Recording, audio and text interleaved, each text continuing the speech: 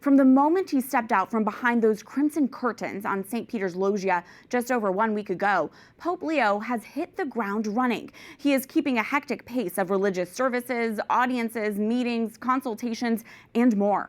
We look at the first few days of his papacy and what it might signal about how he plans to lead. La pace sia con tutti voi. In our first impression of our new Holy Father, Pope Leo XIV broke precedents by arriving to the St. Peter's Loggia prepared with paper in hand. Fratelli, sorelle carissimi. Reading from written remarks as his election was announced to the world, the earliest indicator our new pontiff moves with intention and also with speed, his first week filled with activity. I want to repeat the words from the responsorial psalm. I will sing a new song to the Lord because he has done marvels. Last Friday at the Sistine Chapel, in his first Mass as Pope, Leo once again appeared prepared. Father Robert Hagen, an Augustinian priest at the Pope's alma mater, Villanova University, has known Pope Leo for nearly 30 years. This is a big job, but it's not his first leadership position. He was a math major. And he's also a canon lawyer, so he's a logical thinker, and so he expresses himself with great clarity. I think the flock will appreciate the way he speaks and he writes because it comes across in a very intelligible, relatable way. While his papacy is enjoying its honeymoon phase, our new pope's schedule made clear this past weekend the pontificate is no vacation. Il ritorno al primato di Cristo.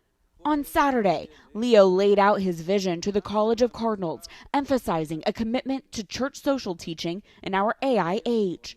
He whisked off for his first trip outside of the Vatican, visiting the Augustinian-run the Shrine of the Mother of Good Counsel, carving out space on his calendar for Our Lady.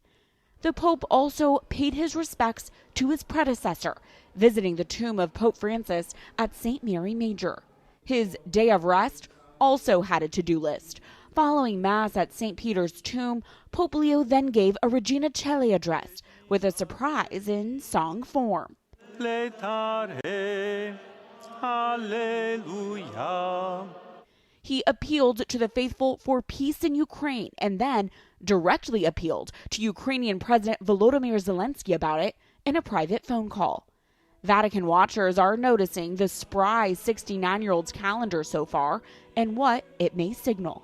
I think the mathematician in him is really coming out. Everything's ordered, everything's logical. There's a reason behind everything that he's doing. All of it seems to be well thought out. And to me, I'm somewhat amazed.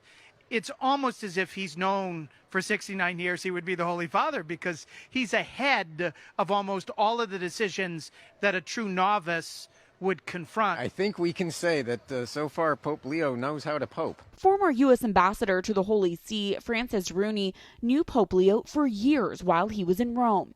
He's expecting nothing less than strong governance from our pontiff. When he became head of all the Augustinians was when we moved to Rome for the ambassador job, and we saw an awful lot of him there. He did a great job running the order. The Augustinian order hasn't had as many of the problems that some other orders have had, because I think I attribute it to good management, like Father Bob. These first few days in the Petrine office have also included a meeting with the media, the relaunch of the papal social media, an audience with pro-tennis player Yannick Sinner at the Vatican, a message to Eastern Catholics, among other agenda items.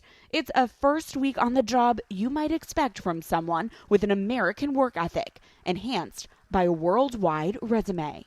They say when they clap at the beginning, it doesn't matter much. If you're still awake at the end and you still want to applaud, thank you very much. The inaugural Mass for Pope Leo XIV will happen this Sunday. It will be broadcast in full on EWTN Live at 3 a.m. Eastern Time with a rebroadcast at 12 noon Eastern. The delegation representing the United States will include Vice President J.D. Vance and Secretary of State Marco Rubio, both of whom are Catholic. For his insights on this first full week of Pope Leo's papacy, we turn to EWTN Senior Vatican Analyst Frank Rocca. He joins us now near St. Peter's Square. Frank, Pope Leo seems to come prepared and to be clear. That being said, what are some themes that have come up in his comments as Pope so far? What clues is he giving the faithful on how he might lead and prioritize issues?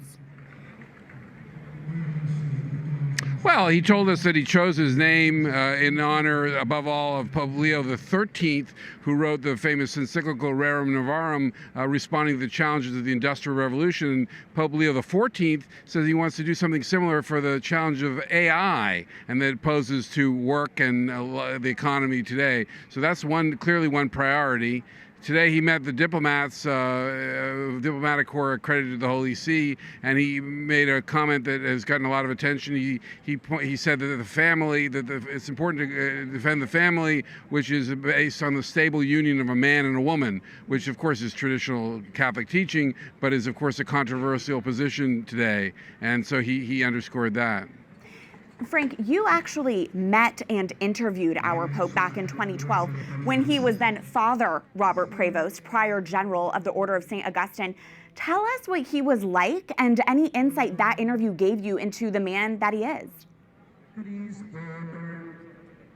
Well, that interview was prompted because in 2012, that was still in the pontificate of Benedict XVI, then Father Prevost, who was the prior general of the Order of St. Augustine, gave an intervention at the Synod on the new evangelization. And he spoke very strongly, very quotably, very provocatively about the challenge of the Western mass media promoting what he called anti-Christian lifestyle choices, including abortion, euthanasia, but also same-sex marriage and same-sex adoption. So we interviewed him. I was then with the Catholic News Service, another outlet, and we also talked about St. Augustine, and we talked about how the church and Catholic media can reach people, can evangelize. It was a wide-ranging discussion. He was very gracious. He was very clear. He argues in a very clear, methodical way. He's very approachable. You can see the video. And it gives us a sense of his character and also of his thinking. Frank, the first U.S.-born Pope notably did not speak English when he was announced as Pope, and yet we have heard Pope Leo sprinkle in his English at times, including at his first Mass. Is this significant? What do you make of that?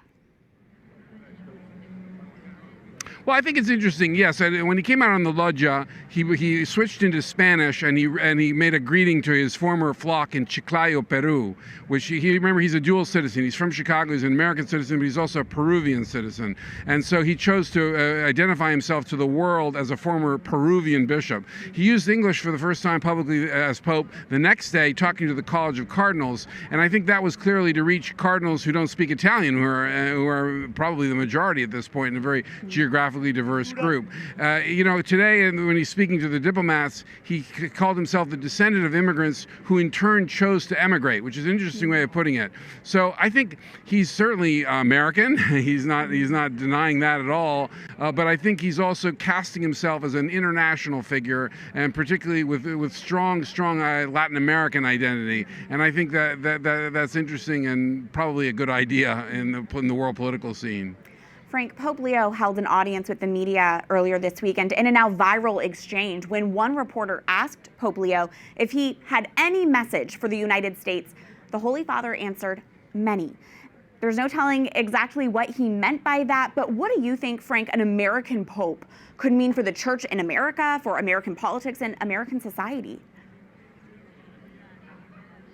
Well, it's very interesting. I mean, he until he took down his pre-papal account on X, his social media account, we saw the kind of things he was retweeting. He was, in fact, retweeting some messages from Catholic News Agency and from our sister outlet. So about pro-life messages, that was interesting. He also retweeted from other outlets, Catholic outlets, the National Catholic Reporter, some things that were critical of the Trump administration's views on migration. So that array of positions is not particularly surprising. What I think will be interesting, and in fact is in continuity with Pope Francis, what I think is interesting will be that coming as an American who we know that one of his brothers is a strong Trump supporter, outspoken, is that he will have a special insight and even sympathy, I would say, for the people he's in dialogue with. Even if he wants to, for example, make an argument against the Trump administration's policies on migration, I think he will do it with a special understanding of where people are coming from.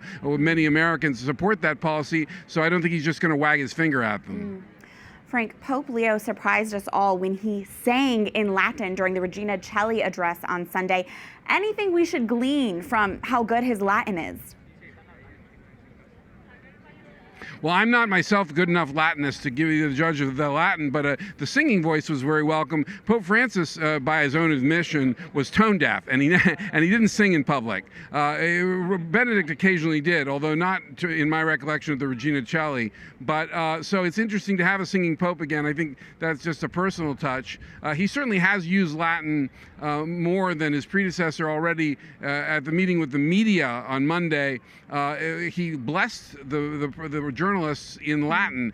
Pope Francis famously didn't bless them at all audibly. He said, I know that some of you are not Catholic, so I'm going to give you a silent blessing. So that was another switch from Pope Francis to Pope Leo, who seems to be a bit more traditional. Frank, looking back now at Pope Leo's first week, what's been your assessment of how he's led the church, these first few days, and can you even compare to how that has been compared to other modern day popes? Well, I think again the comparison with Francis is clear. People have been keeping track of, for example, this Pope Leo is expected to go live in the Apostolic Palace in the Papal Apartments, which is the traditional residence for popes. Pope Francis, as you know, famously lived in the Vatican guest house, so that's already another difference. Pope Leo wore the traditional mozzetta cape when he came out on the loggia. Pope Francis didn't do that. But we can also see, for example, this is again another personal issue, but Pope Leo, being relatively young, is an athletic pope. He plays tennis. He worked out at a local gym in Rome, and it's not since John Paul II that we had a truly athletic pope. As we remember, he used to ski and swim. So that's another similarity with the past. I think so, and we're seeing photos now of Pope Leo when he was riding horses, for example. Frank Rocca, thank you so much for your reporting and for your insight.